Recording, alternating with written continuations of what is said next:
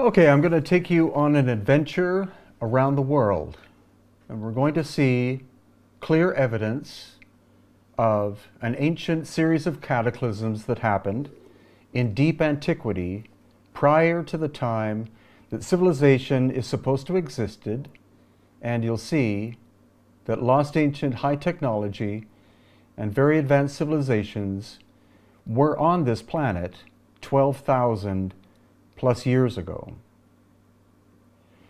So we're going to study sites of a megalithic nature in Peru and Bolivia, also in Egypt,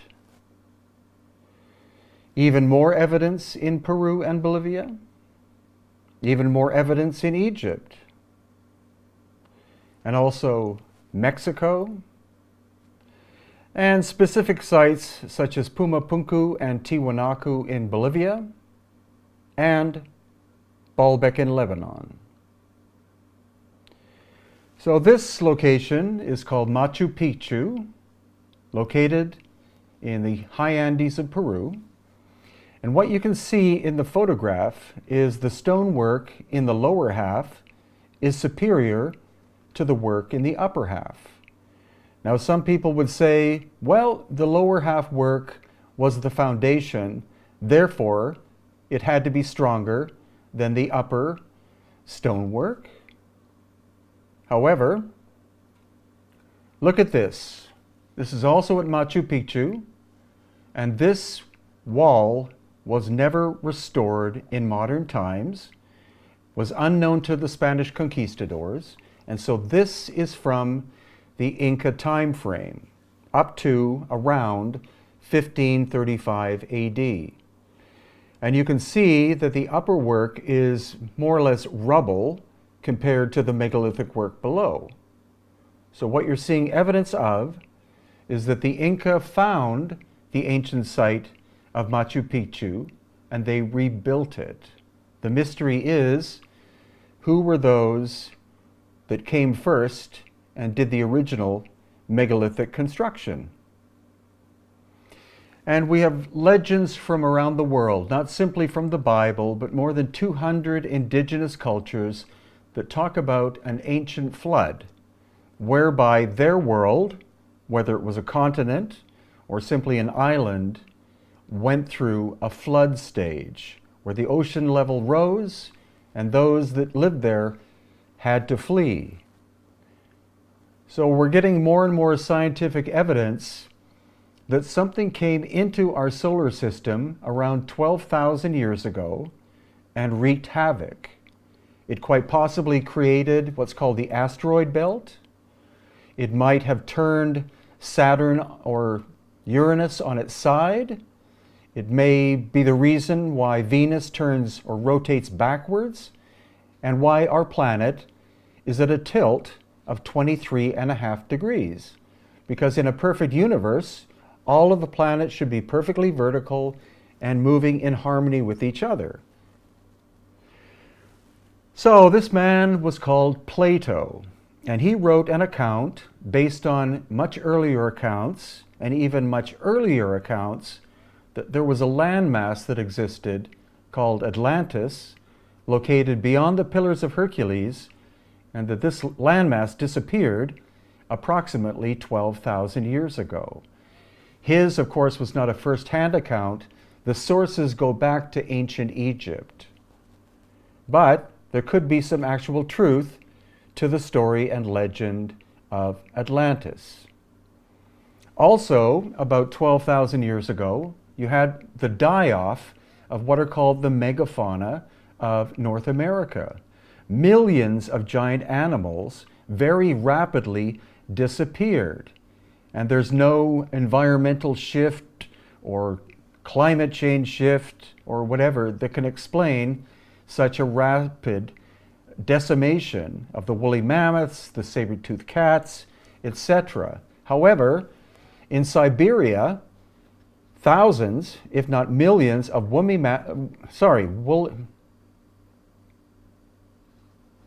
In Siberia, thousands, if not millions, of woolly mammoths have been found flash frozen with food still in their mouths. And climate change can't explain that. But maybe something happened to the orientation of our planet. Possibly one day it was vertical, and then the next day it was tilted by 23 degrees. So the mammoths, etc., could have moved from a temperate climate to Arctic almost instantaneously. Because again, why is our planet at a 23-degree tilt, or more specifically 23.5 degrees? Why is it not vertical? It may have been struck by an enormous force that caused it to go from this to that. Conventional academics say that it was the Native American people who wiped out all of these megafauna somewhere around 12,000 years ago simply by hunting them. But there were millions of them and probably only thousands of these native people. So that is not a logical answer. However, in the 1950s, a book was written called Cataclysm, Compelling Evidence of a Cosmic Catastrophe in 9500 BC, which is 11,500 years ago. But let's just round the whole thing off to 12,000 to make it simpler. So according to them, a comet or pieces of a comet struck the planet and wreaked havoc, wiped out the megafauna, changed the environment of the entire planet, because you have, again, movement from perfectly vertical to 23.5 degrees. So that means going from tropical suddenly to temperate, temperate suddenly to Arctic, etc. That would have wiped out almost all plant and animal life and human life on the Earth. And so their work was then followed up by Barbara Hahn Clow, and her book was originally called Catastrophobia. And in it, she states that 12,000 years ago, a series of cataclysmic events happened. Most of the human population died out, and those that survived had to find refuge in recesses, as in caves. So according to her, this is the caveman period, from about 12,000 years ago until about 6,000 years ago, when we have the rise of civilization. So she believes that the rise of civilization such as Sumeria, the Indus Valley, Egypt, etc., was a renaissance. It was not the first evolvement of high civilization, but a renewal of humanity. And then we have Dr. Paul Laviolette, who's an American physicist. And according to his research, the center of our galaxy is not a black hole, but a pulsar. And every 13,000 years, or precessional cycle, half of a precession, that the center of our galaxy fills up with energy, and because it's a pulsar, it then releases the energy. So, this energy, including gamma rays, etc., spread across the galactic plane, entered our solar system, created the asteroid belt, went through the sun, and shot solar plasma straight at our planet. And so you see that these theories from different sources are starting to overlap. And his theory is called the galactic superwave. Again, once every approximately 13,000 years. And the work of geologist Robert Schoch. Now, he emphasizes the solar plasma theory. It's not that the solar plasma struck all over the Earth, but very specific random locations. We're going to see evidence that his theory makes a lot of sense. So when we take all of those theories and put them together, we come up with my book, Aftershock, which looks at, I think, the most compelling aspects of those different theories and puts them together in a cohesive manner. And so according to Schoch, he believes that the end of the last ice age, which was about 12,000 years ago, was incredibly dramatic, and that the solar plasma caused a mass, especially of the northern ice sheet, as in the North Pole, to not simply melt, but to vaporize from ice to vapor, and that caused what's called the Great Flood, as in rain for 40 days and 40 nights, or maybe 40 years. But mounting scientific evidence is showing that the world's oceans rose by 300 plus feet or 100 meters very rapidly, and very rapidly meaning maybe in a year or less. This could have been what we call the flood. So rather than Atlantis being a landmass that sank, the waters rose and buried this ancient civilization and possibly others. Those that were able to escaped, those that were not able to perished, and those with advanced technology that were able to escape may have resettled in different areas, such as the highlands of Peru and Egypt. So solar plasma is so intense in terms of heat that it would vaporize anything where it struck. That means all organic life would be gone in a flash. All the plants, all the animals, all the knowledge. What would be left behind would be stone structures. And this is where we get into the curious structures beginning in Peru. You can see where my finger is. That is a basalt stone wall in the city of Cusco. Basalt is 7 out of 10 hardness, with 10 being diamond. If this was created by the Inca civilization, they only had bronze chisels with a hardness of 3.5. So you can't cut basalt at all with bronze. It'd be the equivalent of trying to cut down a tree with a plastic knife. It's impossible. It's not difficult, it's impossible. So this wall, for example, you can't fit a human hair in the joinery, and this wall is more than 3 feet thick, perfect from front to back and inside. This would be very difficult to achieve today. And then another structure, which is Inca. This is where we get into the Inca building on an older foundation. So here you see that 3/4 or 4/5 of the wall are actually adobe, which is a mix of clay, mud, and stone. And at the base, we have a basalt megalithic structure. So what we can say is that the Inca found the basalt structure and then built on top of it. Also nearby in Cusco, you see on the right side relative basalt rubble put together with clay mortar, and then on the left, perfect construction in basalt, no mortar, all the stones interlock. So here again, the Inca found the remains of a megalithic site, and they simply built on top of it. And this possibly shows the clearest evidence. On the right-hand side, the intact megalithic basalt wall. Then on the left-hand side below, where the Inca found some of the basalt blocks and put them back into place, then they ran out of material and had to find other stone in the area and fill it in. So there you have 3 different forms of construction, the superior one being on the right and the oldest. Then when we look at a topical map of the city of Cusco made by the first Spanish arrivals around 1535 AD, you see thick walls and thin walls. So this is right when the Spanish first entered Cusco, the first Europeans, and the map maker was able to distinguish the megalithic thick walls with the Inca thin walls. So this is before any colonial Spanish building was done.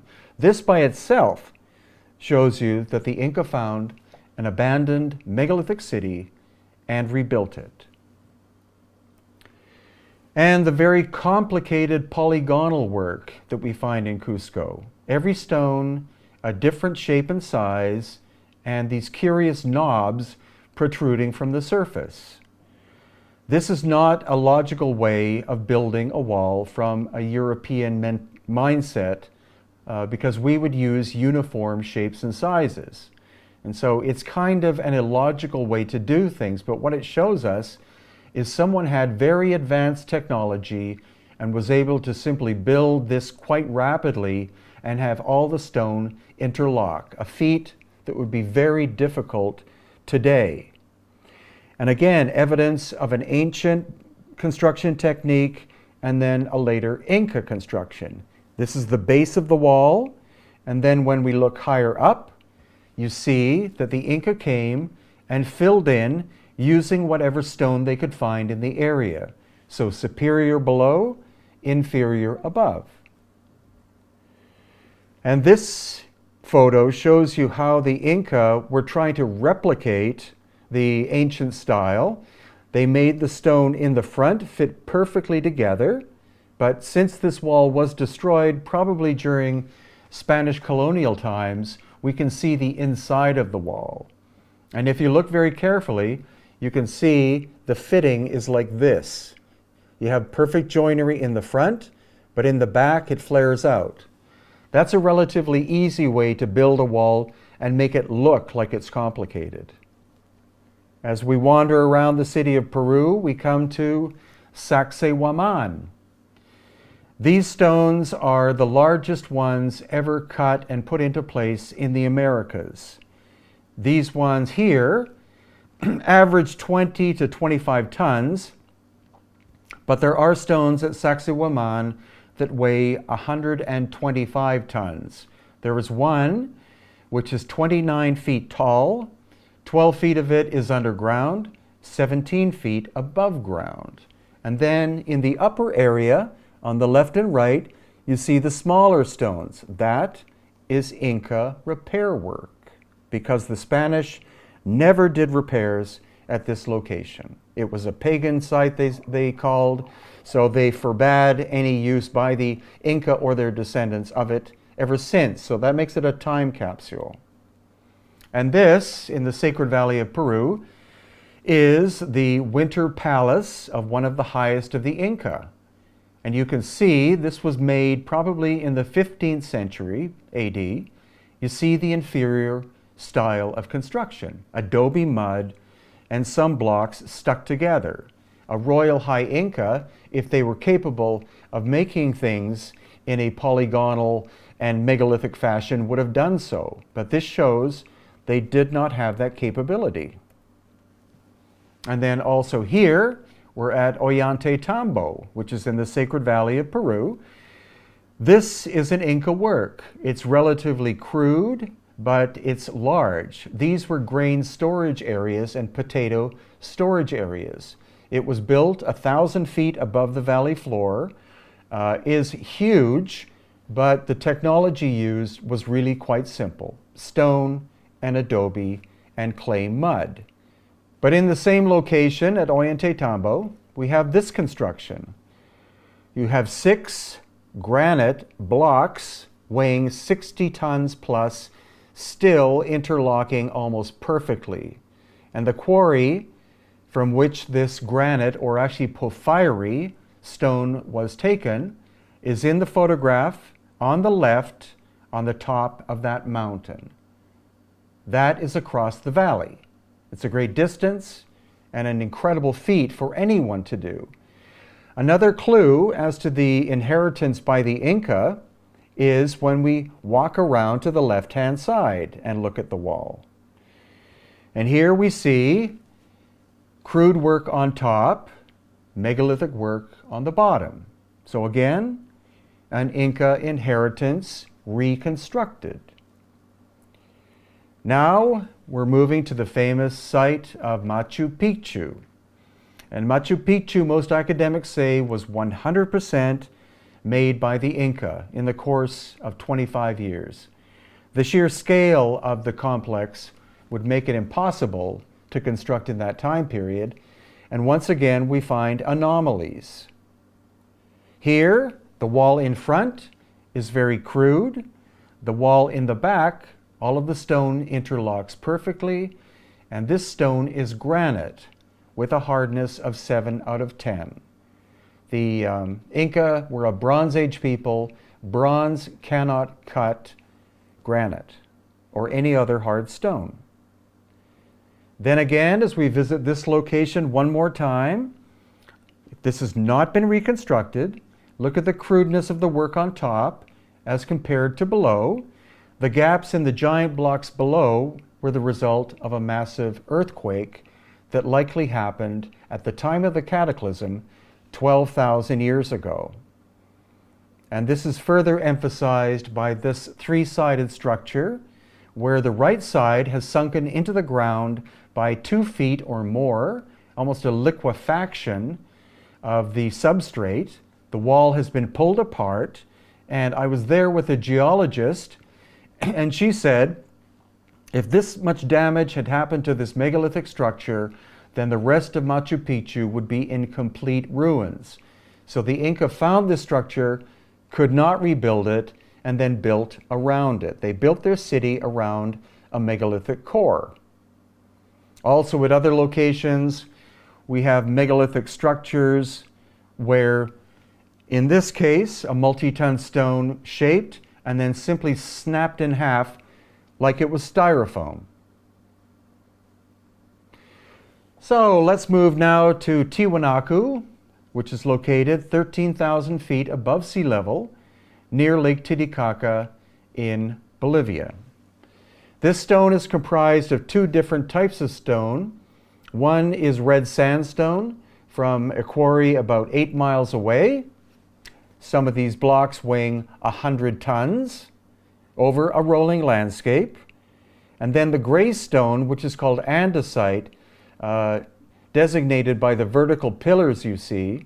It's from a quarry on top of a volcano more than 50 miles or 75 plus kilometers away. So at Tiwanaku, which also has a component called Pumapunku, so Tiwanaku and Pumapunku are actually the same location. They were all originally constructed at the same time. Tiwanaku was later inherited by what they call the Tiwanaku culture, and Pumapunku, which is a low-lying structure, was in fact buried by a wall of mud, likely 12,000 years ago, during the cataclysmic events. So here we find the famous H blocks, of which there are 8. Each one is a different shape and size. So there are some theories that the H blocks were created using molds, but each one is slightly different. So each one was crafted individually. And then we go to the excavations. So all of the excavation work done, especially recently at Tiwanaku and Pumapunku, the archaeologists have only dug down 2 feet. And then when you ask them, why don't you dig deeper? Maybe there's more underground. They say no. We don't believe there's anything deeper than that. However, ground-penetrating radar done independently has shown there are chambers, quite large, underneath the ground at Tiwanaku and probably at Pumapunku. So this is an example of where academics probably know that there's much more to the history of Tiwanaku and Pumapunku, but they are simply ignoring the facts.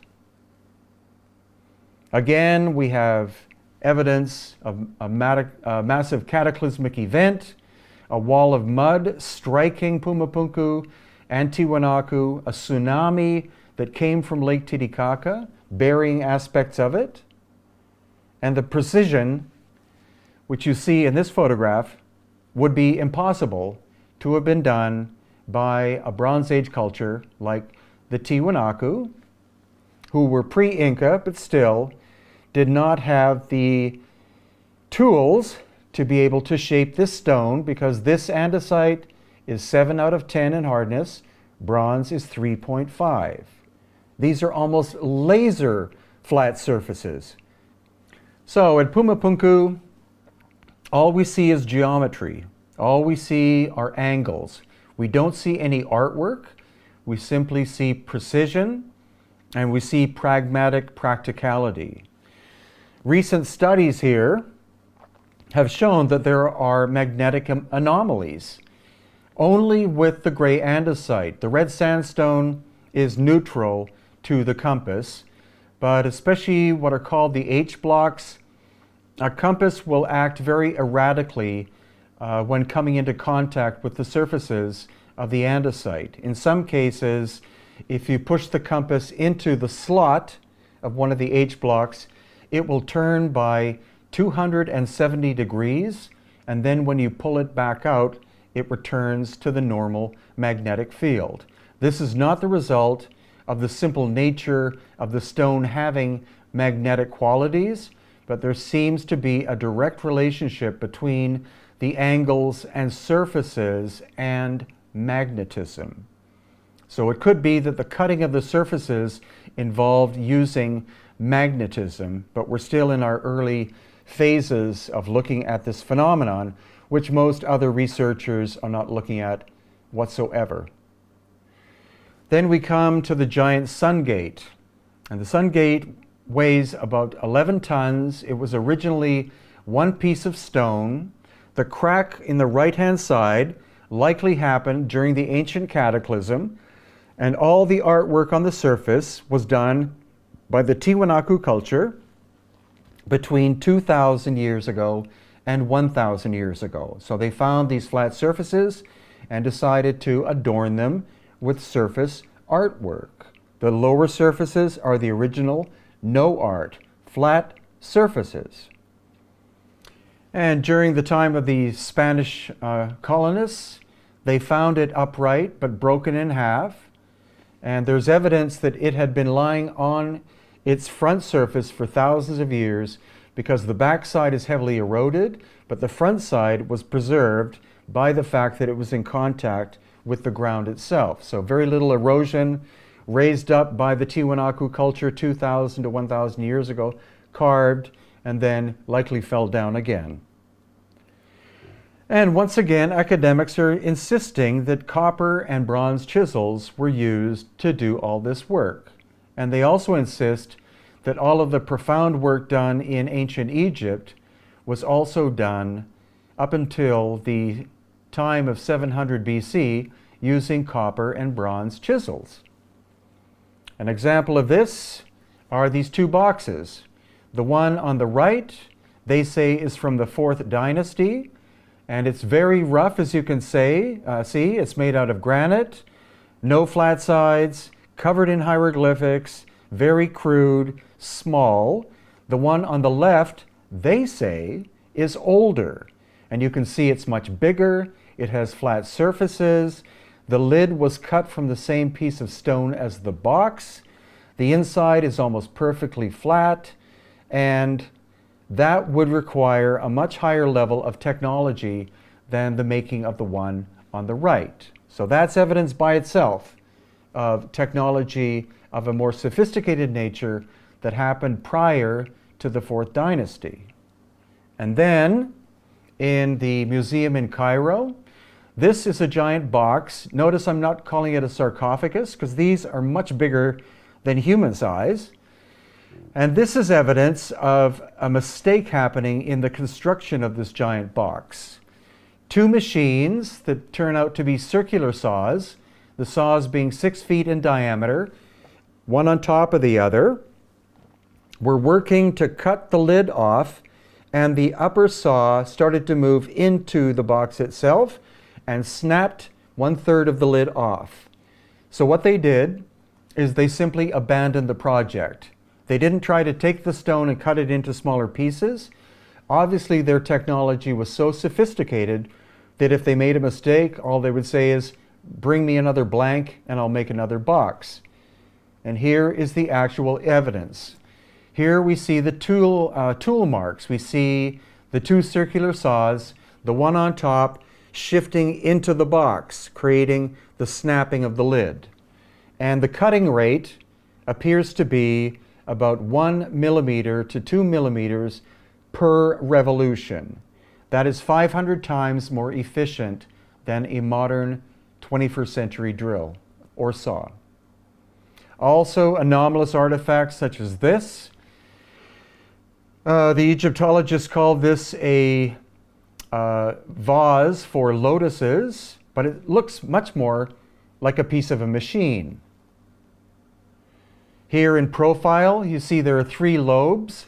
Unfortunately, this was restored in modern times. Originally, it would have been technically perfect, but because they tried to fix it, they make it as though it's kind of rough. And so originally, this would be, as you can see by the central shaft, some kind of impeller device. Whether it pushed or pulled air or water or energy is unknown. If it was to pull or push, the lobes should be angled, but they are flat and curved. So this is a very out-of-place artifact, and the fact that it's still on display is quite amazing. And then we also see other mistakes that the academics have made. What we find in the museum are 100 or more vases, dishes, cylindrical jars, and vases with handles that are made out of porphyry, which is a stone of 7 out of 10 hardness or more, basalt and diorite, which are of a hardness of 7 out of 10, with 10 being diamond, and they are listed as being from the Archaic period. Archaic period means pre-dynastic, so older than 3000 BC, and that means they were made prior to the invention of the potter's wheel. And as we look at the artifacts, we see that they had to have been turned on lathes. Now lathes, as in lathes for, especially for cutting stone and metals, likely didn't exist prior to, say, the 17th or 18th century AD. And the cutting of hard stone like this would require diamond tools. So we're talking late 19th century AD. And yet, a cache of these objects was found at Saqqara, including the so-called schist disc, 30 to 40,000 of them, made during pre-dynastic times. And as you can see in this photo, they had to have been made using lathe machine technology. Also in the museum, we find core drills in granite. And again, the core drill, as far as we know, was not invented until the 19th century AD. So somebody had that technology in dynastic, or more likely, pre-dynastic times. Lost ancient high technology, lost ancient high civilization. Also the Great Pyramid, 2.3 million to 2.5 million multi-ton blocks. If this was done during the time of Khufu, the supposed creator, around 2500 BC, in a 25-year period, that means that each block would have to be cut, moved, and set into place almost perfectly every 2 minutes. That is impossible. We're talking the difference between difficult and impossible. We're getting more into the realm of impossible. Also, if you didn't know, the Great Pyramid is 8-sided, not 4-sided. So that makes the whole design and execution that much more difficult. And we find casing stone still intact on the Great Pyramid. If it was all removed by later cultures to build the city of Cairo, why are there some still attached to the bottom?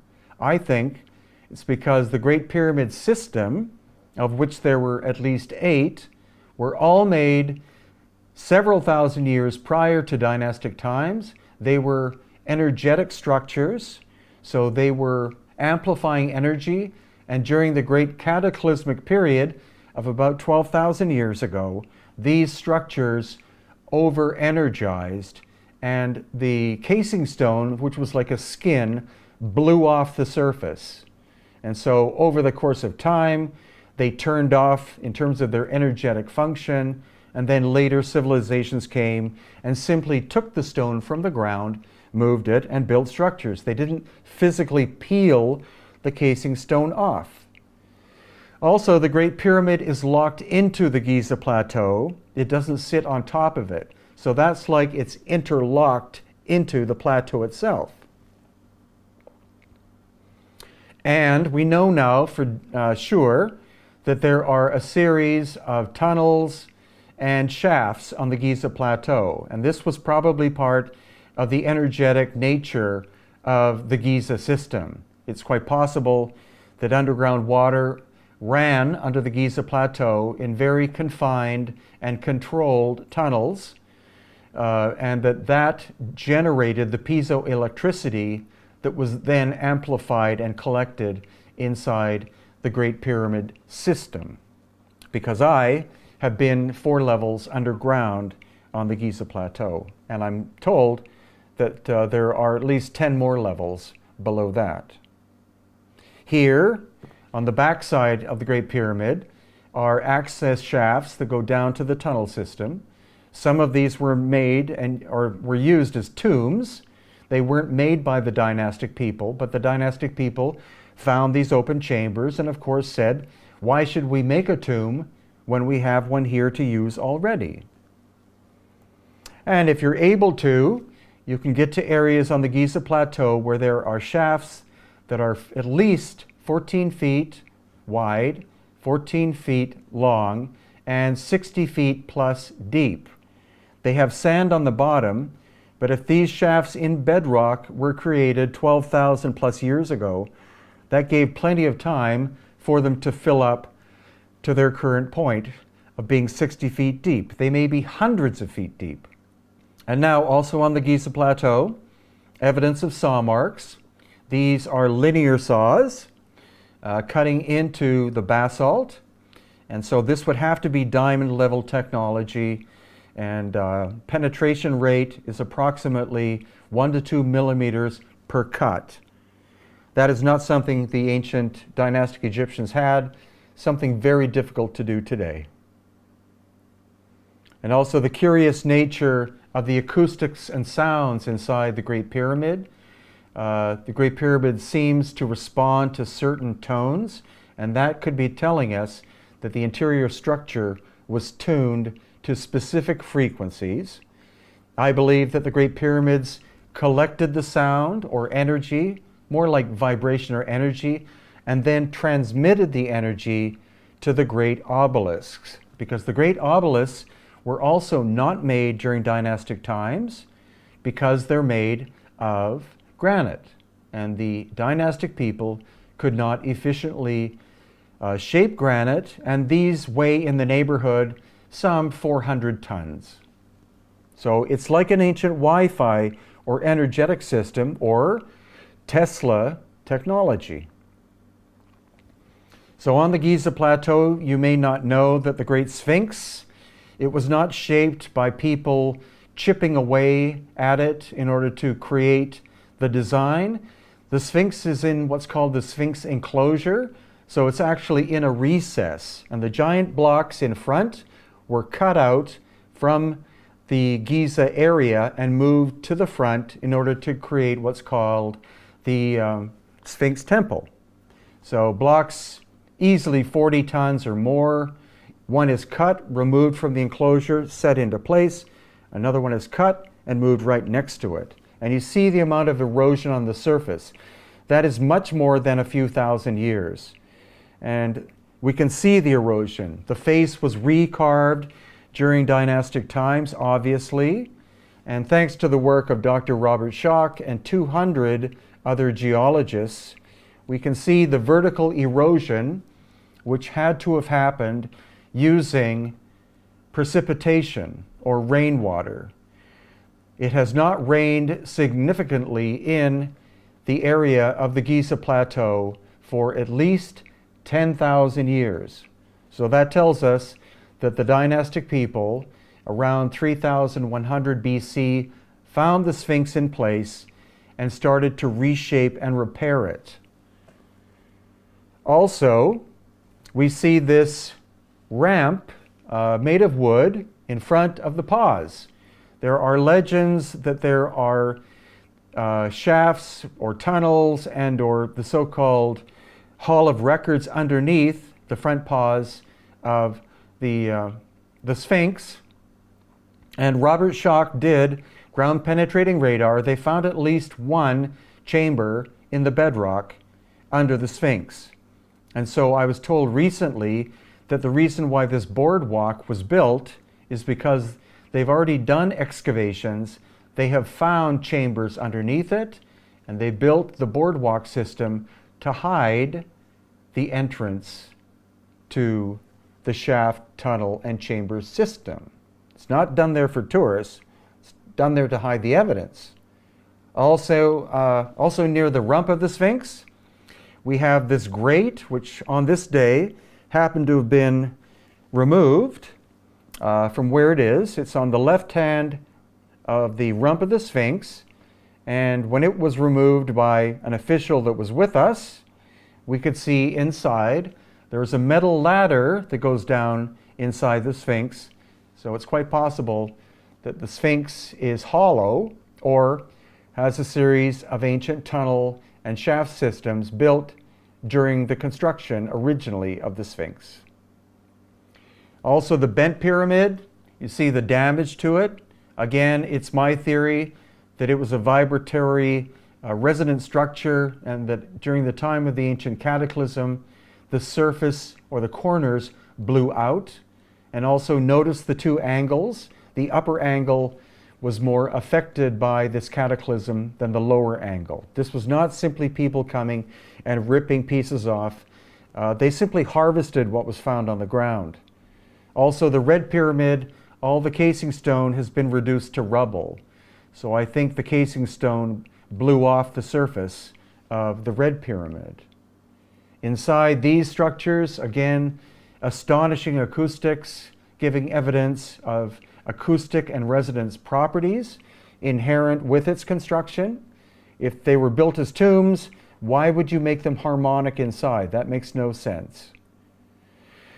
Then we come to Saqqara. And at Saqqara, we have a series of two tunnels. And in these tunnels, we have boxes weighing 100 tons apiece.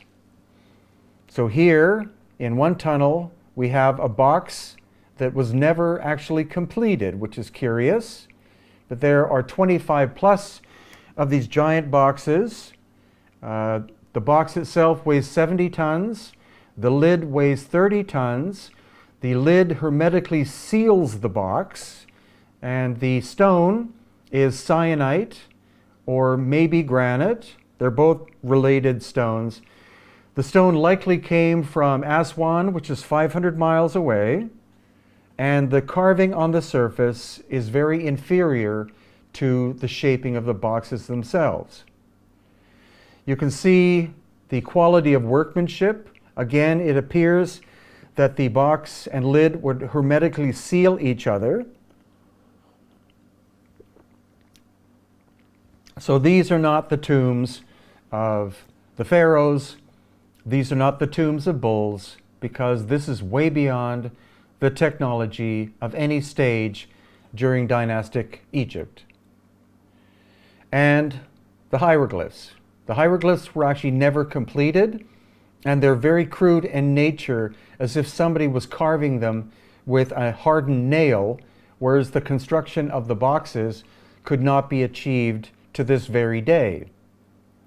And inside, almost perfect construction. Again, you see the quality of work of the lid and the acoustics and vibration of the inside. The boxes were tuned to a very specific frequency that could have been ohm. So they were vibratory structures, like the pyramids. The oldest astrological calendars supposedly are in Egypt. Some say they date to about 12,000 years ago, or that the whole concept of astrology came up after the Great Cataclysm, that the skies were studied not out of fascination, but out of fear of something else coming in to destroy the earth. Then, of course, we find the curious helicopter, tank, and submarine. You only find these in one area of glyphs at Abydos. I honestly don't know to this day whether they depict machines or not. They are curious. And next we go to the Osirion. Here you see the shape and scale. Granite vertical blocks from Aswan again, likely weighing 60 or plus tons. The lintels weighing 40 plus tons. The enclosure is made of quartzite, which comes from a mountain near Cairo.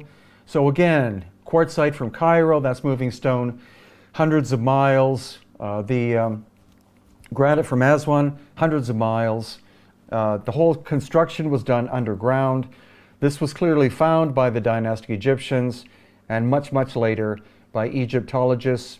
Cataclysmic destruction, later cutting of stone for other structures.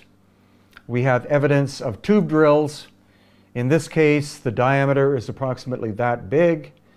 As far as we know, tube drills of that size could not have been created until at least the 20th century AD, but we find them in profusion in different sites in ancient Egypt. We also find strange damage to some of the obelisks.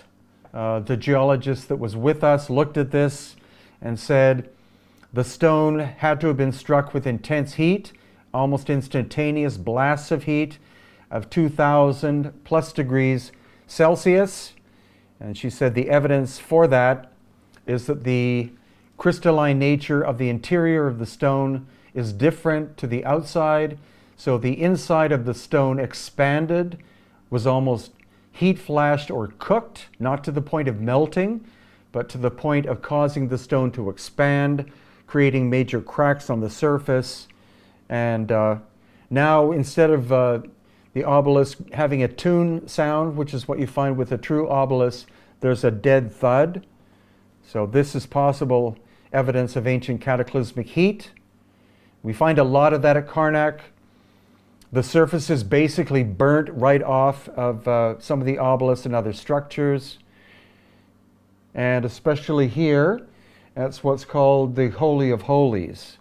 So this is actually supposed to be perfectly east-west, and in fact, it's 23 degrees off where it should be. That again could be the planet shifting in its axis 12,000 plus years ago.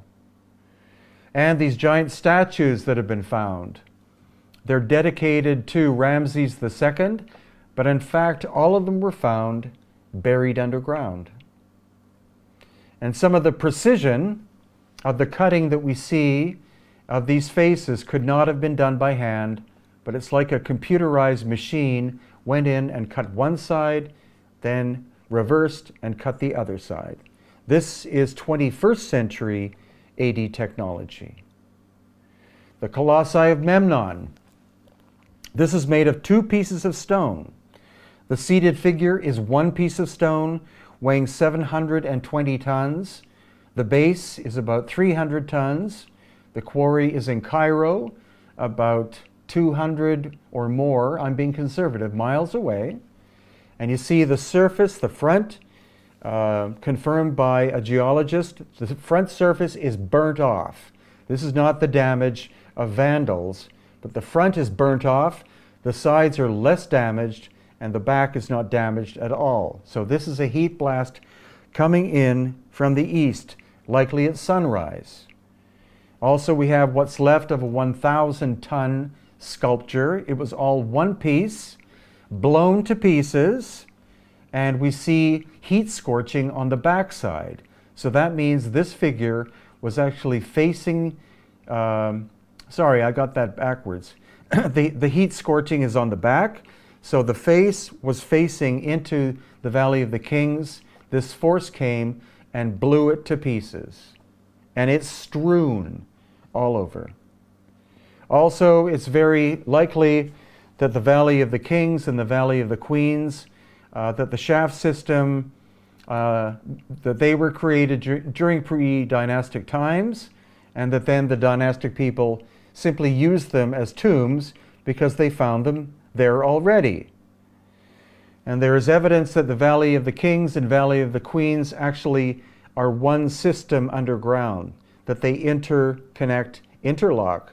So that means that this, what you're looking at in the Valley of the Queens, goes underneath the mountain in the background and connects with the Valley of the Kings. This could not have been done by the dynastic people. And just other large stone granite structures we find that could not have been done by the dynastic people. Sense of scale, sense of quality of workmanship. The 1,200-ton unfinished obelisk at Aswan that was never completed. It looks like work suddenly stopped there one day for unknown reasons. I think it was a cataclysm. And what we also see is this large horizontal crack. The horizontal surface of the obelisk was done to proportions.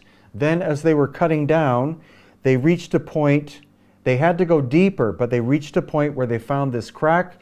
They abandoned the project. Also, there was another smaller obelisk. And you see these strange cutting marks that appear to be some kind of machine clawing at the granite to cut it. This could not have been done by hand tools. And another location in the Nile Delta called Tanis. So Tanis is surrounded by farmland. The Nile Delta is incredibly firm. It's the breadbasket of Egypt. So you drive 2 miles through beautiful farmland, and then you reach this hill, which is basically devoid of life. The surface of the material, again, you have beautiful soil and agriculture just next to it. And then the soil at Tanis has the consistency of flour. As you walk the surface of Tanis, it's like you're walking on the moon. Again, as if massive heat had struck the site. And huge blocks blown to pieces.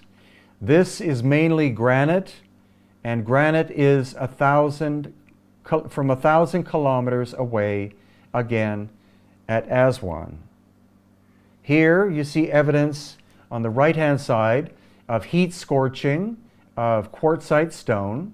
So in the case of quartzite, it actually changes color and melts when you apply high heat rapidly to it, whereas with granite, granite will simply crumble and break.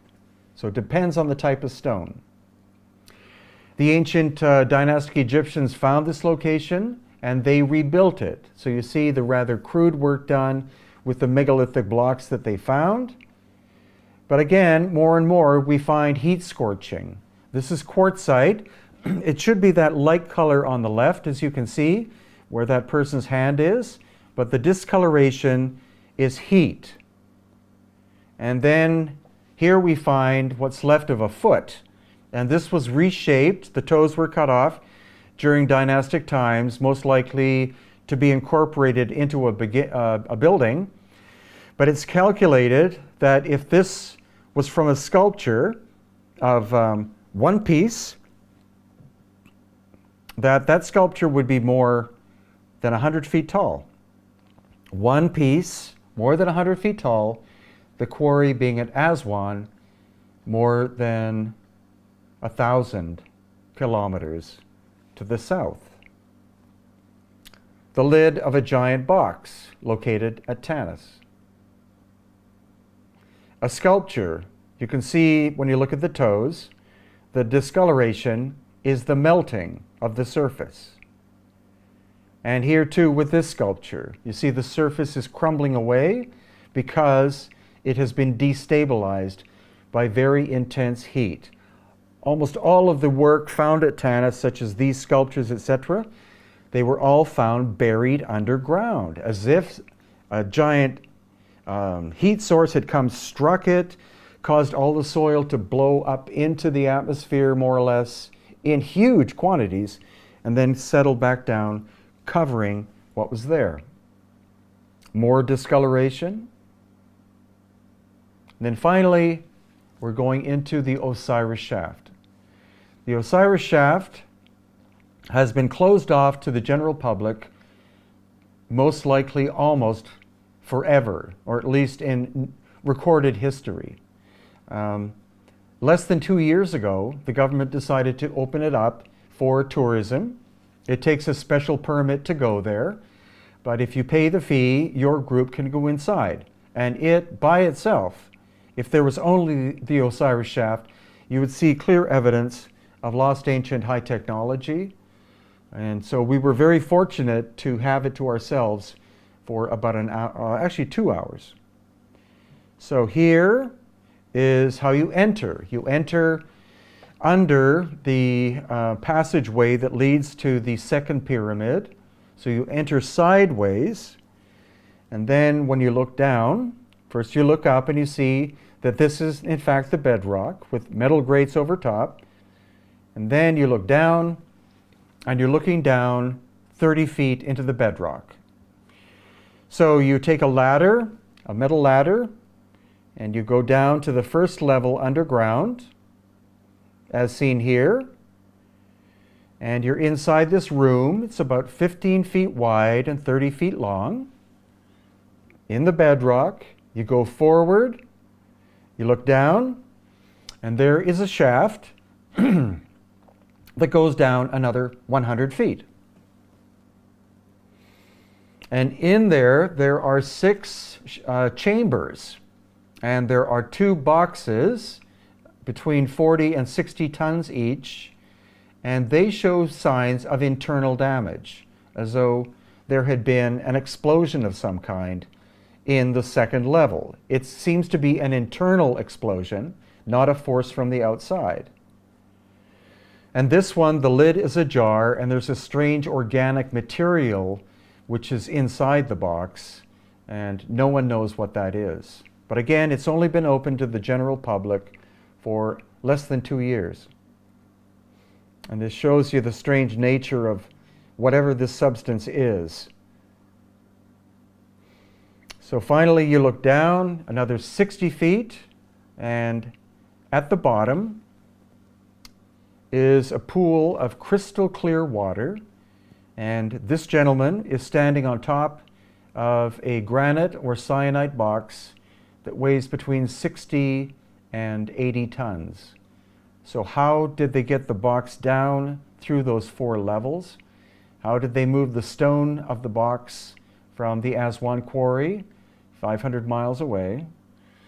And what was this? Again, they call it the symbolic tomb of Osiris, but they don't have any explanation as to who made it or how it was made. And that's what this entire talk has been about. It's about cultures such as the Inca and the dynastic Egyptians creating all these structures during the known history as we understand it. But clearly what you've seen from the evidence is that many of these were found by these people as remnants of constructions done by lost ancient civilizations in what we call prehistory, utilizing lost ancient high technology.